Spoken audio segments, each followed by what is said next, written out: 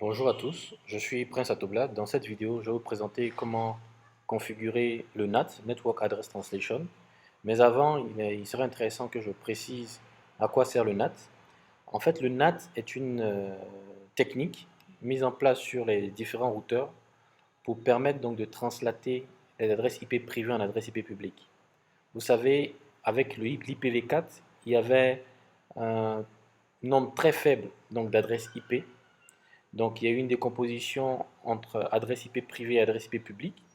Et les adresses IP publiques, donc qui sont les adresses qui sont normalement routables sur Internet, sont en un nombre moins élevé, sont tellement un nombre moins élevé que pour permettre à des réseaux aujourd'hui d'avoir leurs ordinateurs qui se connectent à Internet, il est important de faire une translation d'adresses puisque les adresses IP privées ne sont pas routables sur Internet. Donc, on va dire quoi, c'est un mapping, un mappage, ou on va dire quoi, une correspondance, voilà, une correspondance entre les adresses IP privées et l'adresse publique. De sorte à ce que si j'ai un PC qui a l'adresse 1.2 et qui veut aller sur Internet, que dans le champ source adresse IP, donc au niveau 3, que ça ne soit pas en fait l'adresse IP 1.2 qui est une adresse IP privée qui soit visible sur Internet, mais que ce soit plutôt l'adresse IP publique, donc qui est l'adresse IP du routeur, là, donc la 213.126.108.203, qui soit visible dans le champ source IP. Donc sans plus tarder, je procède aux configurations. Donc sur le routeur, je vais configurer sur l'interface Fastnet 00 l'adresse IP 192.168.1.1, le masque 3 x 255.0, j'allume l'interface. Je viens sur l'interface 01, je configure l'adresse 213.136.108.203. Je vais mettre un masque de 3 x 255.0, j'allume l'interface également. Je me connecte au routeur 3. Je configure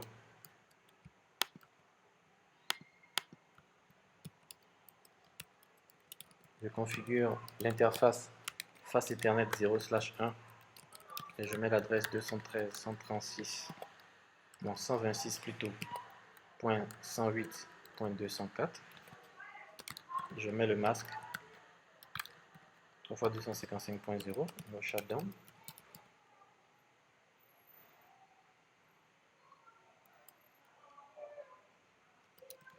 J'utilise après l'interface Fastnet 0/0.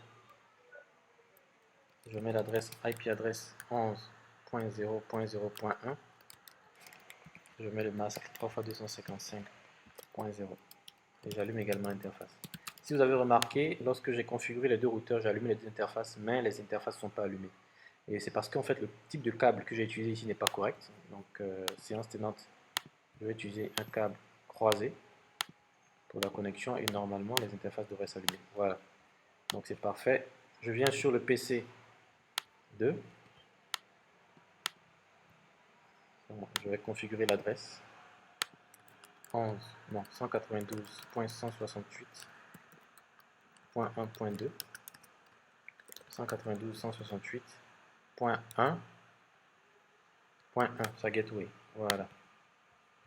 Une fois que je fais ça, je viens ici sur le PC 3, je fais 111.0.0.2. Je mets le masque que je souhaite, 11.0.0.1.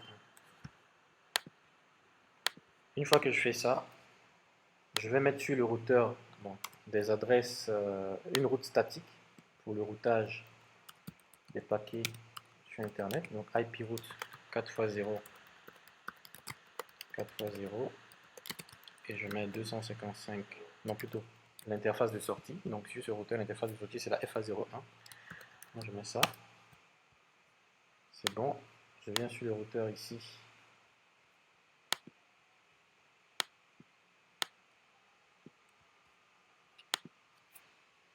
Je viens sur le routeur là.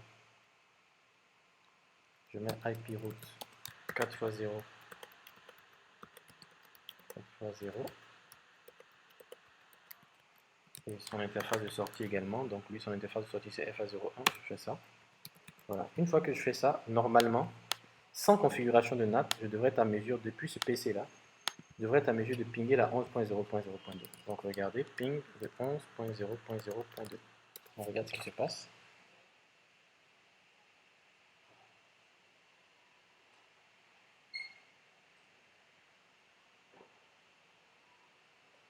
Regardez ce qui se passe.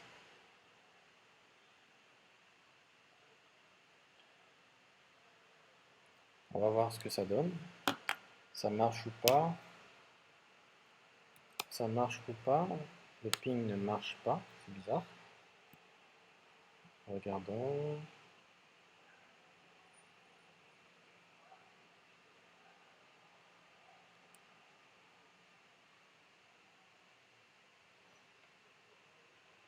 Le ping ne semble pas marcher. Bon, on va faire un troubleshooting en live. Je vais essayer toujours depuis ce PC là de faire un ping vers la 213.126.108.203. On va regarder ce que ça donne. Ah, vous voyez, apparemment même là je n'arrive pas à pinguer l'interface qui est là. Depuis ici, j'arrive pas à pinguer l'interface qui est là. Donc c'est sûrement là que je me suis trompé. Je pense que j'ai pas mis l'adresse correcte sur cette interface, mais on va confirmer. Voilà, j'ai mis 136. Donc c'est là qu'il y a l'erreur. Donc interface fastnet 0/1, no IP adresse, et je vais taper l'adresse correcte. IP adresse 213.126.108.203 et je mets le masque. Voilà. Après ça, normalement, tout devrait rentrer dans l'ordre. Je refais le ping de la 11.0.0.2 depuis ce PC là. Normalement, ça devrait marcher. On patiente juste un peu, ça va marcher. Généralement, les deux premiers pings ne passent pas. Par la suite, ça devrait marcher. Allez. Voilà, c'est passé. Donc, vous voyez, ça passe. Vous voyez, ça passe. Ok, donc là, on est bon. Donc, comme on peut le voir, je vais faire une simulation où je vais prendre un message que j'envoie donc depuis le PC1 vers le PC2. Et puis, regardez, voilà. Mais une fois que j'arrive là, regardez une chose. Entre le routeur 2 et le routeur 3, on va regarder donc dans le paquet, dans le ICMP. Voilà. Vous voyez que ici, il vous marque clairement que entre le routeur 2 et le routeur 3, la source adresse IP c'est bien la 1.2, donc la 1.2, et la destination adresse IP c'est bien la 11.0.0.2. La 11.0.0.2 qui est bien entendu l'adresse du PC qui est là. Donc la source IP c'est l'adresse du PC et la destination c'est encore l'adresse de ce taux de PC là. Donc l'objectif du NAT c'est de pouvoir remplacer la source adresse IP qui est la 1.2 ici par la 213.126.108.203. Vous voyez? Parce que ce routeur là qui est normalement censé être le routeur internet devrait être à mesure donc de translater l'adresse IP privée qui est la 1.2 en cette adresse qui est la 203. Et présentement, vu que ce n'est pas activé, c'est pour cela que vous avez toujours donc dans le header là, donc la 192.168.1.2. Et une manière de voir que le NAT est activé ou pas, c'est de revenir sur le routeur et de taper la commande, show IP NAT translation. Là par exemple, vous voyez, il n'y a rien. Mais tout à l'heure, quand on va configurer le NAT, vous verrez que tout ça, ça va marcher. Donc la configuration du NAT va se faire uniquement sur ce routeur et elle consiste en 4 étapes spécifiques. La première chose qu'il faut faire, il faut créer une access list. Une access list pour définir le nombre, on dit la plage d'adresse IP privée qu'on souhaite translater. Donc ici, c'est bien toute la plage 192.168.1.0 et on met le wildcard mask, voilà, 255, voilà. Donc ici, je définis la plage. Donc ça, c'est la première étape. Je définis la plage de toute l'adresse IP privée à translater.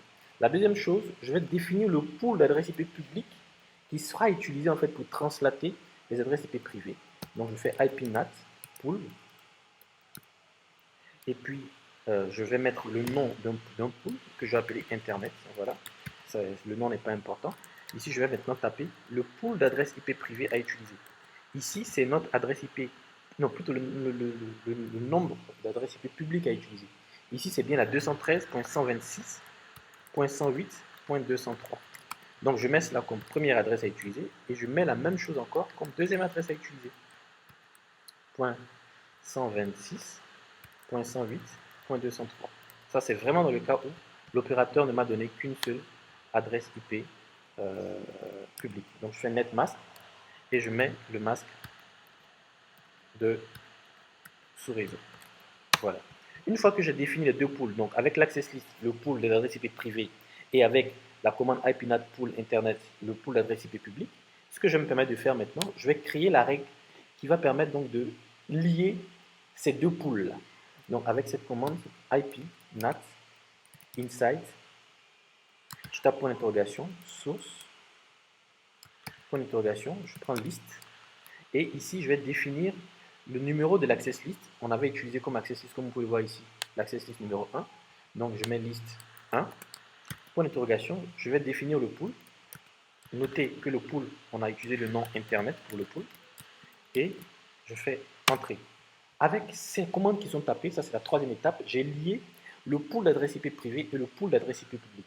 La prochaine chose à faire ici, là maintenant, c'est de venir sur chacune des interfaces, FA00 et FA01, pour y appliquer la règle de NAT. Donc, IP interface TNet 00 et je fais IP NAT inside. Je viens ensuite sur l'interface FA0/1 et je tape la commande IP NAT outside. Une fois que je finis ça, c'est terminé, les configurations sont OK. Je vais faire un test de ping.